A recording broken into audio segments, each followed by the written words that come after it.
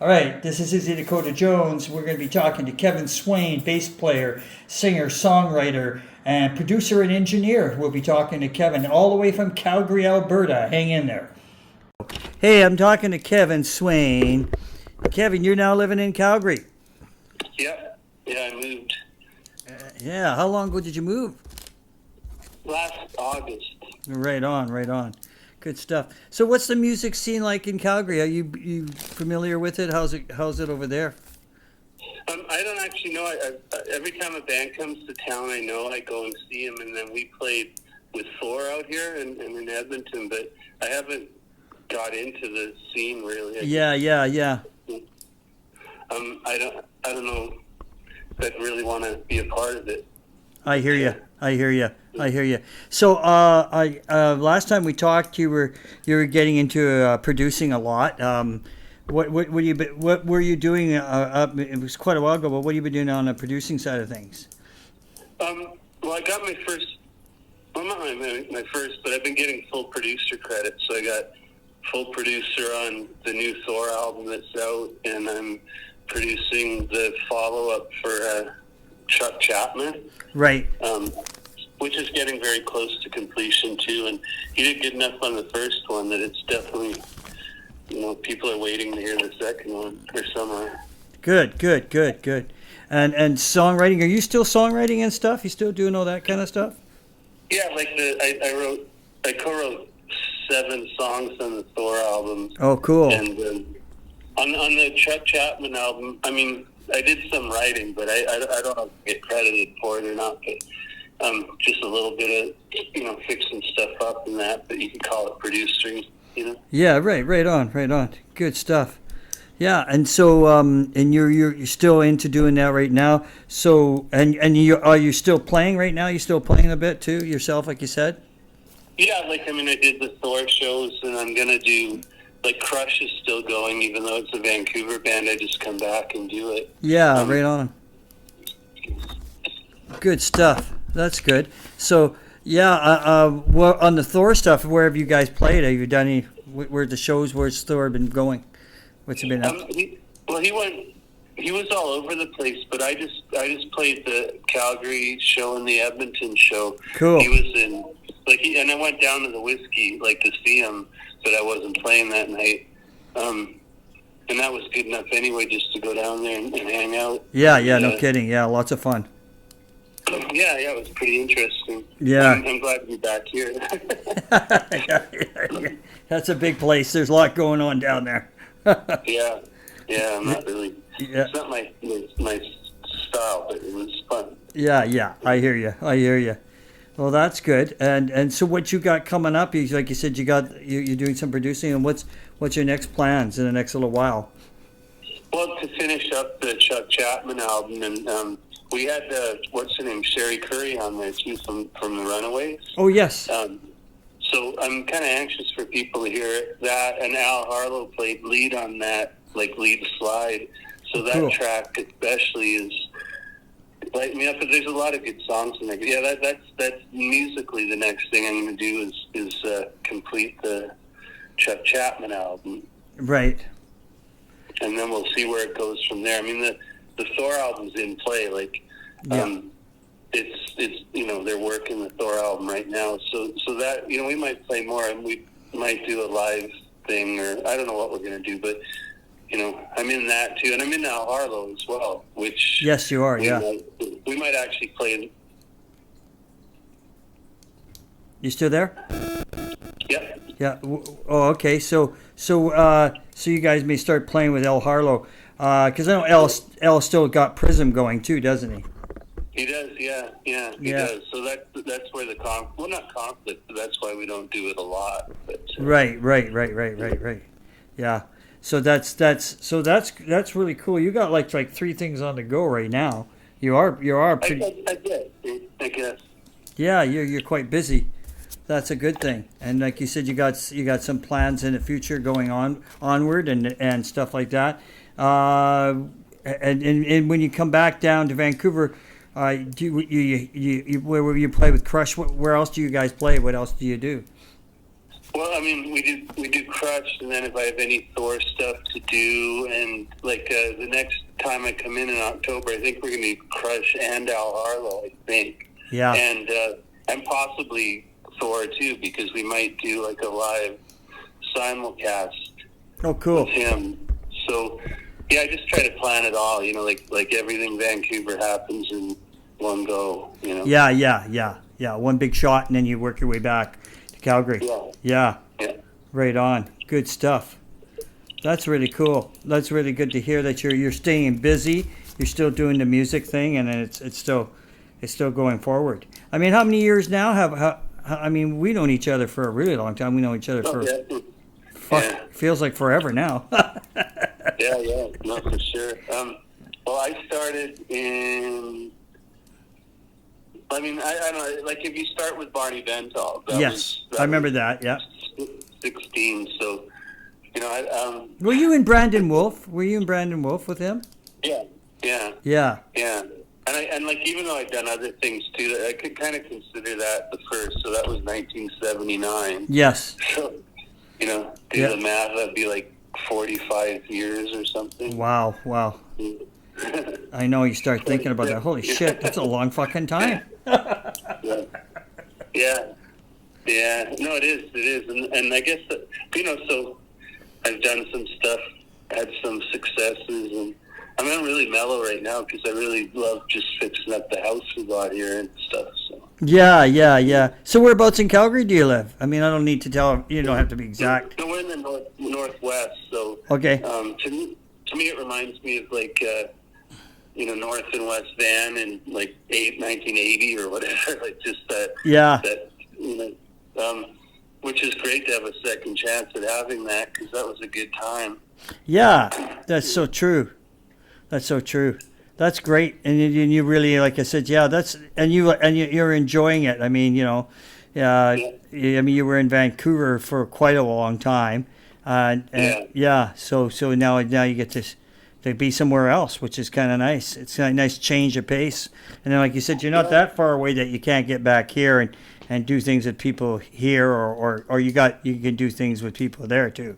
There's got to be, yeah. I mean, it's just 20 minutes to the airport, and there's interesting things happening everywhere. Like, and I still got to go to Pittsburgh because I got an open invitation to go to Pittsburgh to hang out with a DJ that's really helped us a lot. And, that's cool. Yeah. That's very cool. We just did a song for his son's birthday, but it was, you know, it was a private thing, but we actually wrote a song for his birthday and recorded it. So that was neat, you know. That's very cool. Yeah, that's really nice. And so Pittsburgh would be lots of fun. That'd be. I've never been to Pittsburgh. I mean, I got airplay there, but I've never been there. But it'd be interesting. Yeah, Pittsburgh would be a very interesting place to go. Yeah, he probably played it. It was probably his radio station. Yeah, there you go. Right. Right on. I wouldn't be surprised if he or one of the DJs would have played it like that. Yeah. That's interesting. So working with Al Harlow, that must be very interesting. I've known Al for a long time, but Al has lots of stories, right? And you know, you must be interesting recording with Al, right? And working with him as far as getting into the music side of things. I mean, how do you approach it with Al? Like, because of all his history when you're working with him, how do you approach that? Well, I guess it was slow. So like I've known him now for a long time. Like you know, like 13 years or something. I don't know. So now I forget about all that, and we just we're just friends, really. Yes. And we just, I mean, we also haven't recorded together in a while. Like, I mean, the last thing he did was, you know, he phoned it in. Like, I sent him the track, and he played the guitar, and then he got quite involved in the track that he wanted, you know, his part to sound a certain way, and, you know, just stuff like that. But mostly when Al and I talk, it's mostly just as friends, not music anymore. Yeah. Because the relationship has gone in that direction, right? Yeah. Yeah. He's just a really cool guy. Like, and I've got a few select friends like that now in the industry that music's sort of at the heart of it, I guess, but a lot of times it's just phoning to see how each other's doing, That's cool. That's very cool. Yeah, also, I guess in Thor, talking about Thor, I mean, I remember Thor way back when, right? And when he first started, and I mean, and when you start recording, that's another guy who's got a lot of history too, right? In music and stuff, and I guess it's the same sort of thing. I guess you become friends too, and after a while, and so you get to know his ins and outs when you're putting something together, right? Yeah. I mean, you can tell he's been through a lot, and these guys are a different sort. Yeah. There's a reason they're successful, but I mean, John, again, it's really cool that it's been so long that you can just sort of relax into it. Some people don't that are working with him, but some do, and I think he finally realizes that we're friends. Yeah. Because everybody's wanted a piece of him for a long time. But he's another great guy to hang out with, and we're actually, we're currently promoting the album. So the next video, I was just thinking about it just now. There's a single out right now, but after that, I have to do the video for this single that's coming up. Cool. So that's another thing that I have to do. Yeah. So I don't. You're digging yourself in. So you've been doing videos now for a while too, have you? You've been doing video production. Cool. Yeah. Very cool. I've done about half a dozen, maybe, or maybe more. I don't know now. Yeah. That's very done or commissioned. Produced like the Queen of the Spiders, the cartoon. I had it made. I was the one that just went and found the guy and got it made, but I didn't make it. Right. And then the last video was just a compilation of everything that's happened since about 2008 or something, which is kind of, I think, the comeback, where he retired for a while, but he's coming back. So we did a video counting down backwards. The first scene was the last show we played, and we went back to 2006 or something. Yeah. Interesting. Yeah, it was fun. It was like total action. Yeah, I mean, Thor has done some amazing things. I mean, when I was telling somebody in my band who's younger, she goes, so what kind of show? I says, I used to blow up water bottles, right? I says, and bend iron steel with his teeth. I says, bars. Yeah. I says, pretty wild. I says, pretty impressive. I says, but the music was fun too. I says, the music was always fun. The music was good. Yeah. So I says it was a good show and good act all the way around, right? Yeah, I mean, I think so. This last album is, I don't know. I think it's kind of up to his usual standard. Yeah. And, good. He was quite a guy. I mean, he still is quite a guy. He's toned it down on that kind of stuff. But he's more doing the music side of it, isn't he? Yeah. Yeah, I mean, we're just doing the songs, and actually, I mean, it's funny, we got every kind of review on this last album, from the worst to the best, and right, and actually probably more worst best than anything in between. But the last show we did got a really good review, and the guy said I didn't want to like it. He said he was a grandpa up there compared to the other guys and everything, but he said he was totally blown away. So yeah. That's a good review. And, that is a good review. The worst album ever made was another review. God. So. Yeah, critics, right? You get people criticizing stuff, and that's an interesting subject all on its own. That is. Yeah. It is. Yeah. It really is. But because everybody these days has got to make a comment in some shape or form, right? Yeah. And they do what they do. Yeah, I mean that's we were doing we stream our shows and our live shows. We do we do in a studio and we stream our shows and do it like we do at a concert, like we do a show. We'll stream the whole thing, right? A set of material, with both our bands, and so our views are going through the roof right now. And anyways, the odd comment comes back. One person comments and goes, this isn't live. This isn't like live. This is not live. It's not real. I says, what a fucking stupid comment that is, because it's just like watching TV. There's no difference. You see a band on TV. I mean, when we were kids, that's how we saw a lot of the bands in the early days, right? You saw the Beatles on the Ed Sullivan Show. If that wasn't real and live to you, I don't know what else was, right? Yeah. I'm not trying to compare it to the Beatles, but what I'm trying to say is, like, I didn't understand that. I know what the guy's trying to say. It's not live, but it's live at the moment, right? Yeah. No, and those guys don't even go to the shows. They don't, like, we spend all our time worrying about them, and they're not our audience. They're just naysayers, I don't know what they like, but probably I wouldn't think would be very good, Yeah.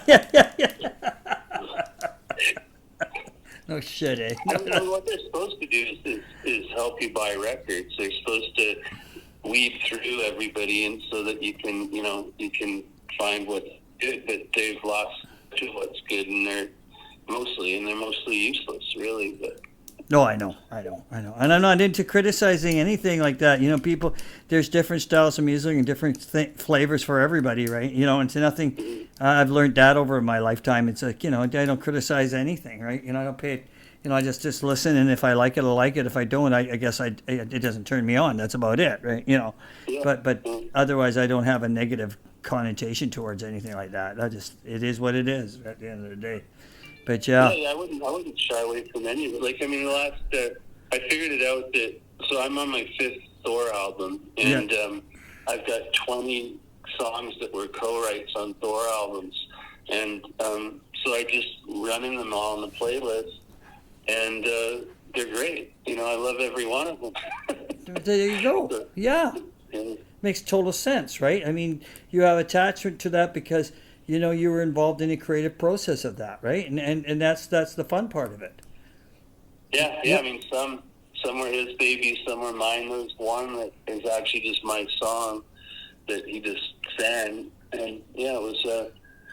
They're all good, the remixes anyway. Yeah. There you go. So interesting. Yeah. Well, that's great that you're doing all that, because like I said, you've always been a really good songwriter, very creative, ever since I met you. It's been that route. I mean, I know at some point we got stuck doing cover shit for a while, but, Yeah, no, thanks a lot. And the band was cool. I remember the band with you with Pilot, right? Yeah. Well, you and I were having fun. Everybody else was butt stick in the mud. Yeah, I don't know what's going on, but yeah, I mean, I didn't really have my shit together either. I knew I wanted to do originals again. Yeah, I remember that. And I was leaning in that direction. I was starting to go back to that myself, because I thought, because I just found the cover thing was just a ways of means of just going up on stage and getting my chops up, and then not worrying about anything else. Money sure wasn't very good, that's for sure. No. That was like the late 80s, right? Yeah. I mean, because I think I played in Sparkling Apple after that, which was that's fun. That was fun, but I didn't last too much longer. Like, I don't think I played too much into the 90s. I took some time off, and then I tried again, and I never really did that. Well, I mean, it was a different scene after that anyway. Yeah, things changed. Yeah. Things went to pubs. Remember that? Then there was all those little pub acts, right? That was, that went for a really long time, right? And that was a whole other era altogether, right? Yeah. I did do that too. I don't know when I stopped, but it was somewhere in the 90s. But because I played with Glenn Pearson too. That's right. Yeah. And then Brenda Hansen too. And that was all just sort of, actually none of those things ever ended. They just sort of didn't get, we just haven't played our next gig yet, as far as I know. Yeah. Yeah. I just sort of stopped doing it because when we got to the point where you're playing a bar on a Friday night, it was good, and then the Saturday night it was dead. It just got boring, right? And after a while, we were just, I never forget talking to my drummer Barry at the time. Barry was saying to me, he kept saying to me, he goes like, he goes, I don't know how much longer we can do this, because pretty soon Friday nights are not going to be happening, right? No, and I mean, like, it's cool to do the original shows, and I like filling in for big people, Like yeah. That's kind of what I started doing again, and like Lee Aaron and stuff. And filling in and do sets when he was alive. Always seem to end up on stage with him. That's cool. And then that's, what time Wasp said is, like, if you got anything in the bank before 92, like if you did what you have to do before 92, you can kind of milk that now, and if not, it's pretty tough. It is very tough. Yes. Yeah. Yeah. It's not easy if you haven't. Yeah. Yeah. You I think the big thing nowadays is, like, what we're learning is beside writing, you still got to write really good songs, but beside that is also is you're online. A lot of it is online now, right? You know what I mean? Like your promotions and shows and stuff. Your social media. It's how good you are at social media now, right? That's where the communications is, because I mean, unless you're playing, you're playing some big events with some big acts, and then even then you're not guaranteed a lot. It's not. It doesn't get you very far. You know what I mean? Like so you gotta. That's why we're doing totally and doing the social media thing. We're exploring further and further into it and finding, like, we're gaining ground in that too. It's not hard to get. You start learning, like, wow, people a lot. They're either on their computer or on their phone. That's for sure. A lot. Yeah. I don't know how to navigate that. Well, we're learning. We've started to learn that over the last year and a half, and we're getting better at it, and we're looking at more angles of that, and we're noticing our numbers go up. We do a show and we get like 2,000, 3,000 people. So it's growing. Like, we've got a lot of other bands in our neighborhood here will say to us, like, holy shit, like, nobody's doing what you guys are doing. I says, well, we've been at it for about a year and a half. We might have started off doing it and only had like 10 people online, and then all of a sudden we're at 100, and then we're at 300, right? So it grows, right? It takes time. It starts growing, right? And I says, it takes time, and it starts growing, and you find more sites to go to and more people that will respond. And I says, next thing you know, it's like a virus. It spreads, and then there's more people listening to your music. I said, and that's, it's fun that way, right? And if people get to see your show, they could be in Sydney, Australia, watching the band play, and like Ken says, hey, you don't even have to leave your own backyard, to have somebody in some other place on the planet listening to you or watching you, right? Yeah, no, that's what John wants to do. Thor wants to do. Yeah, there should be more of that. Yeah. That's the way to do it. The only way I know to do that is through Blue Frog, but I'm just gonna. Yeah, Blue Frog's good. Yes, they're very good. Yeah, they're great. Yeah, I don't know how they'll do with John, like with a band like our band, because we're not quiet. But I think they could handle it. Yeah, you'd have to ask them and see what they say. Yeah. See how that would work. But that would be interesting to see. So before I let you go, I mean, like I said, I got that other podcast that where I can actually see you and talk to you. So give me a call or email me. Let me know when you come to town, and we'll get you in on that one and sit down. And you'll probably have some more things to say by that time. And it'd be nice to chat to you in person, Kevin. Sure. Yeah. Let's do that. All right, bud. You have a good day. And take care over there in Calgary, and I'll talk to you soon. All right. Thank you, Joe. Thank you. Take care, Kev. Bye. Bye. All right. That was Kevin Swain, everybody. I hope you enjoyed that interview. And this is Izzy Dakota Jones with the Otter Doing Podcast for 2025.